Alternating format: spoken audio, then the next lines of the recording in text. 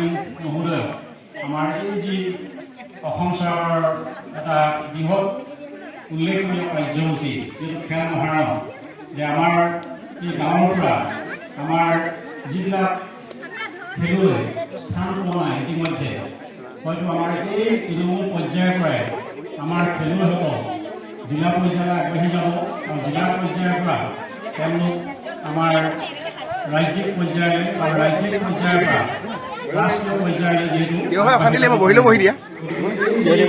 আমাৰ স্থান পাইছে ইমান ডেঞ্জাৰছকৈ মোবাইল নাই কোৱা নহয় এই স্থান আমাৰ যিহেতু অসম চৰকাৰৰ যি উল্লেখনীয় পদক্ষেপ এই পদক্ষেপৰ জৰিয়তে পাব বুলি আমি ভাবিছোঁ গতিকে আমি আমাৰ চেয়াৰমেন মহোদয়ক আমি এই খেল মহাৰণৰ অসম চৰকাৰৰ যি কাৰ্যসূচী আৰু ইয়াৰ যি প্ৰাসংগিক আৰু যি ভৱিষ্যত উল্লেখনীয় দিশ আছে আমি ছাৰক দুআষাৰ মন্তব্য আগবঢ়াবৰ কাৰণে বিনম্ৰভাৱে অনুৰোধ জনাইছোঁ। আৰু কাৰোবাক কৰিবলৈ কি আছে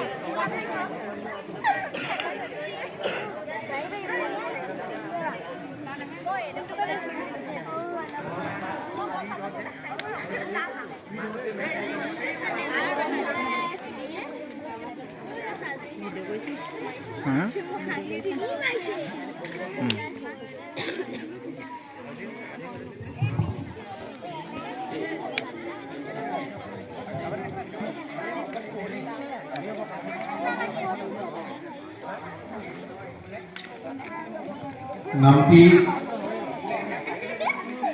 বয়জ হাইস্কুল খেলপথাৰত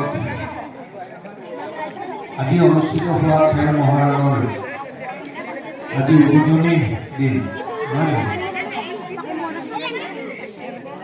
উদ্বোধনী খেলত উপস্থিত থকা আমাৰ আমন্ত্ৰিত স্থানীয় ক্ৰীড়াবিদসকল জ্যেষ্ঠসকল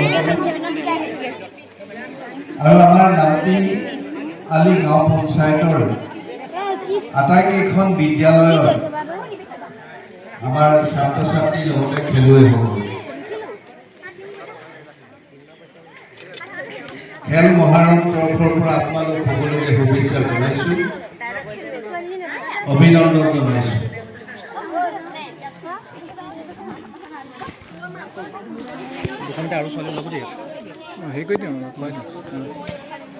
তোমালোকে আগতে ক'ৰবাত খেলত মেডেল পাইছানে? কোনে কোনে পাইছা হাত দাঙাচোন। কিহত পাইছিলা? দৌৰত আৰু কাবাডী আৰু কিহত? চবতে এথলেটিক্সত একদম পুৰা এক্সপাৰ্ট।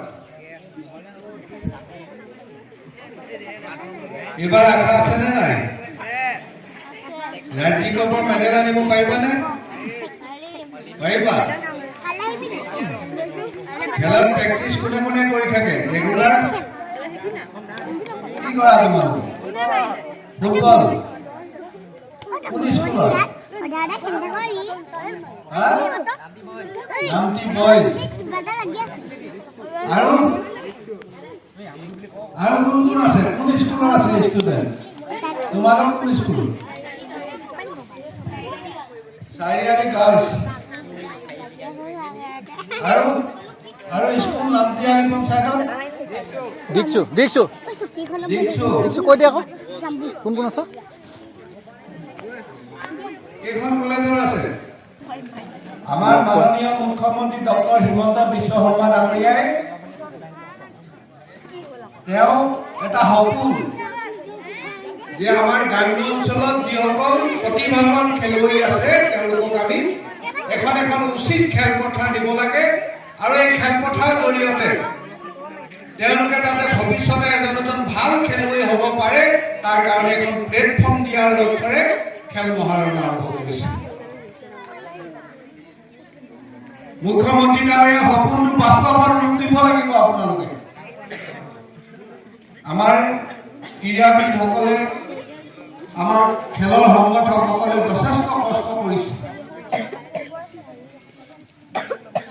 আপোনালোকে নিজকে সুস্থ হৈ ৰাখিব বিচাৰে নে নিবিচৰা? এজন সুস্থ বিচাৰা তেতিয়াহ'লে ৰেগুলাৰ খেলপথাৰলৈ আহিব লাগিব নিজকে ফিট কৰি ৰাখিবলৈ হ'লে খেল খেলিব লাগিব আমি যি নেখেলো আমি কোনোবাই দৌৰিলো কোনোবাই ফুটবল খেলিলো কোনোবাই ভলী কোনোবাই ক্ৰিকেট কোনোবাই কাবাডী যোনে যি ইচ্ছা যায় যোনে যোনটো খেলৰ ৰাপ তেওঁলোকে খেলপথাৰত আহি প্ৰেক্টিচ কৰিব লাগিব মই আজি খেল মহাৰণৰ নামতিয়ালি পঞ্চায়তৰ বয়স ফিল্ডৰ পৰা নামতিয়ালি গাঁও পঞ্চায়তৰ সকলো ৰাইজকে এটাই অনুৰোধ জনাম অকল খেলুৱৈসকলে নহয় অভিভাৱকো সমান্তৰালভাৱে জোৰ দিব লাগিব যেনেকে শিক্ষাৰ ক্ষেত্ৰত অভিভাৱকে আমাৰ ছাত্ৰ ছাত্ৰীসকলক ক'ৰবাত টিউচন দিয়াব লাগে কোনোবা এটা ছাবজেক্টত বেয়া তাত ঠিক কৰাব লাগে এইখিনি কৰাই থাকে শিক্ষাৰ এটা অবিচ্ছেদ্য অংগ হৈছে ক্ৰীড়া ইয়াত আমি সুস্থ হৈ থাকিলেহে সুস্থ মানসিকতা আমাৰ মনত গঢ় লৈ উঠিব তাৰ কাৰণে আমি খেল খেলিব লাগিব খেলপথাৰলৈ আহিব লাগিব কোনে কোনে কম্পিউটাৰ মোবাইলটো অকল পিটিকি ঘৰত বহি থাকে কিমান আছে তেনেকুৱা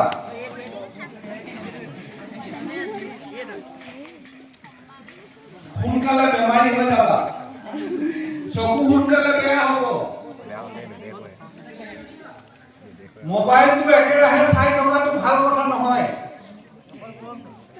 মিনিমাম 1-1.5 ঘণ্টা খেলপথাৰলৈ আহি দুপাক খেল নেখেলিলেও দুপাক ফিল্ডখনত খোজকাঢ়িব লাগে দৌৰিব লাগে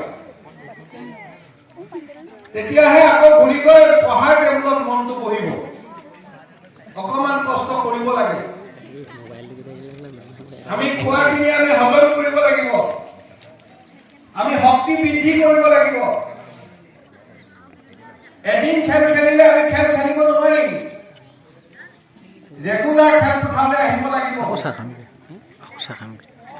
যেতিয়া শচীন তেণ্ডুলকাৰে ভৰিত দুখ পাইছিলে ভৰিত দুখ পোৱা অৱস্থাতে আহি তেওঁ ফিল্ডত ৰেগুলাৰ আহে আমাদের মরণ নপরে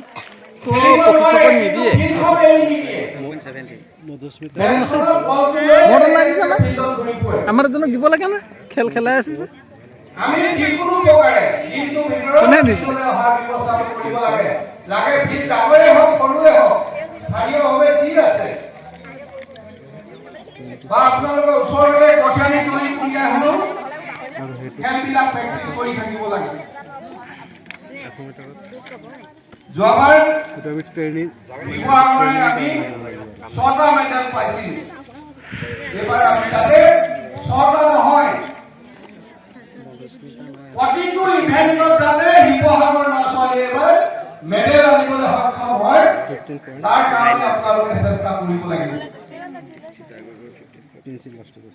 আমাৰ খেলুৱৈসকল